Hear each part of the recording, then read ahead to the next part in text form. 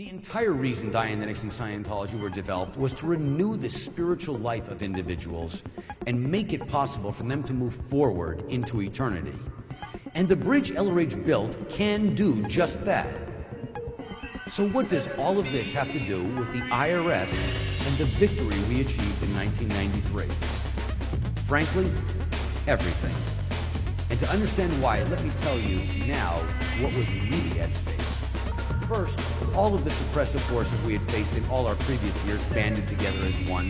The psychiatric force that tried to prevent Dianetics had failed in 1950, but they had still moved forward into new realms of death for profit.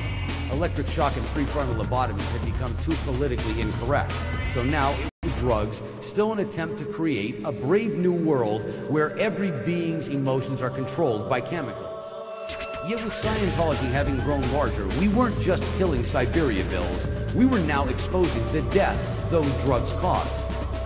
The deaths didn't bother them. The lost billions did.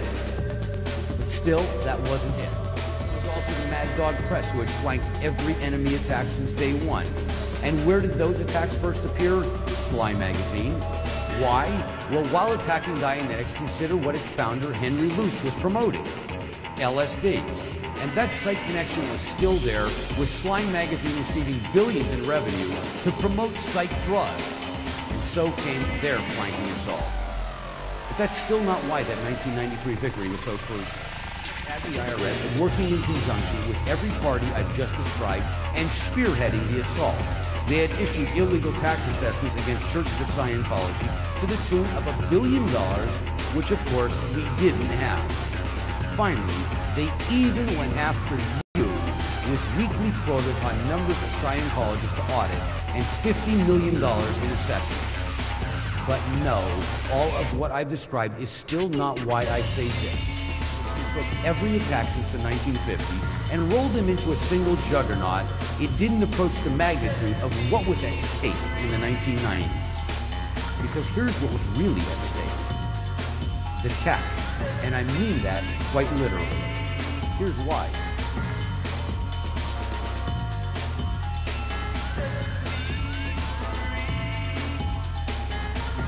They had finally settled on a new strategy. They convinced themselves the church would collapse when LRH was no longer here, and so they'd bide their time until that occurred. They were wrong, and now, 5 years later, we were more known than ever, more visible than ever, and far bigger than ever. So they devised a new strategy, the final solution. If they had failed to stop LRH's work from being completed while he was here, then they'd destroy it when he was gone.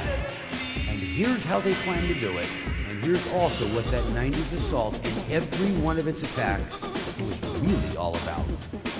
Consider the history of all great religions on earth. Whatever they could or could not achieve will never be known, because every one of them had failed to keep their source teachings. Now add to that Scientology in the here and now, where the way had definitely been found. It then follows that nothing was more important than never losing the materials that mapped the road out. That is why LRH had copyrighted all of his works, so they could be protected and never be lost or suffer alteration or perversion. That's also why LRH had willed the legacy to the religion, as I described tonight. More importantly, that legacy was destined for a specific Scientology church, one created to make sure these materials were never lost. That's why it was called the Church of Spiritual Technology. To receive that legacy, LRH established very specific qualifications. Primary amongst them that this church must be recognized as tax-exempt before they could receive his legacy.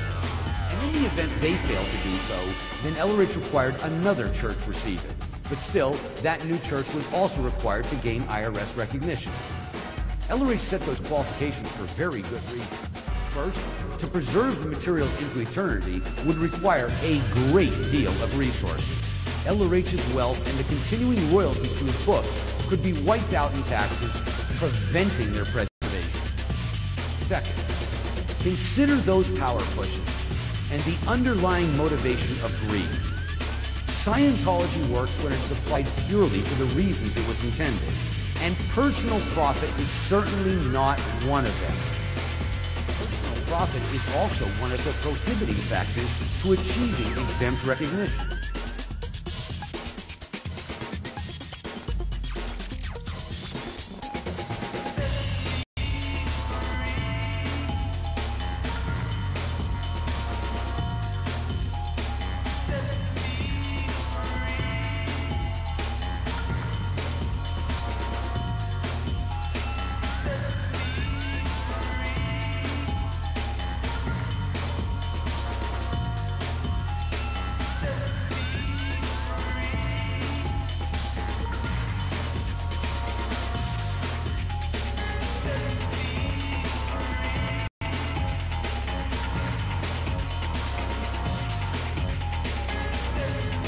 So this was a built-in safeguard by LRH to ensure the materials would never fall under the control of one individual, not a Powers, not a Purcell, and not a parade of others who had attempted this.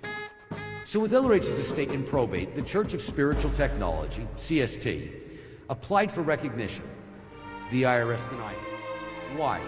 They insisted that every single Church of Scientology in the United States would also have to receive their recognition before CST could obtain theirs. In fact, they also said every foreign church would have to be reviewed as well. But just for good measure, they then issued letters, literally out of the blue, denying all pending applications from those other churches. But we hadn't lost yet.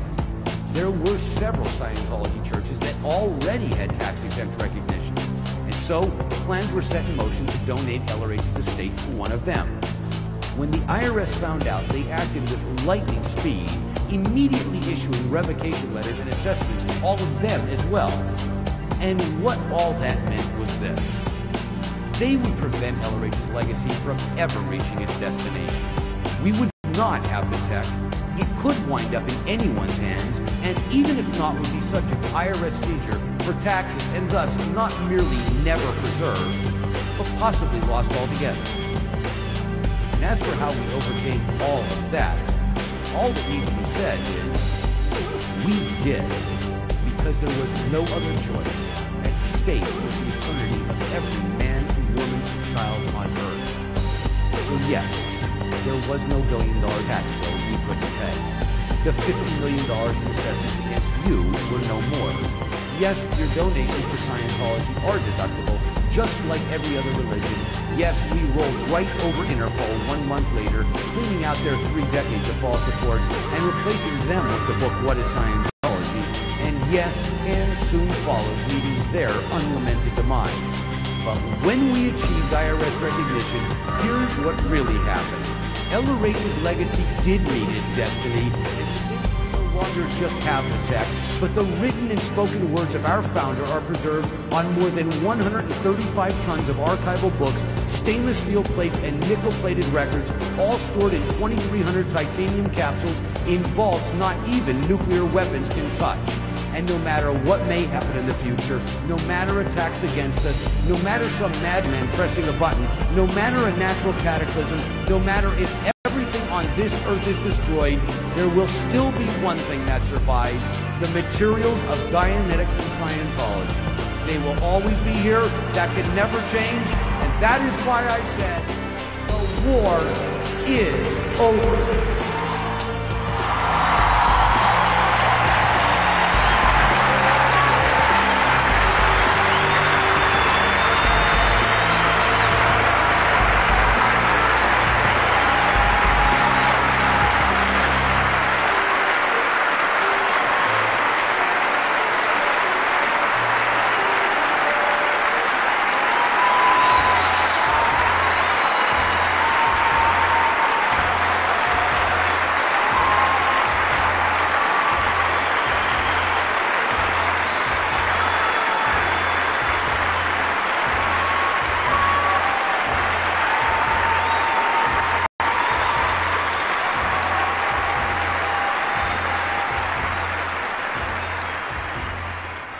So yes, that was the war, and if it had taken half a century from Elrich's first breakthrough of the dynamic principle of existence in 1938 to securing the tech forever in the 1990s, we now had a responsibility to use that legacy as he intended and actually salvage the planet.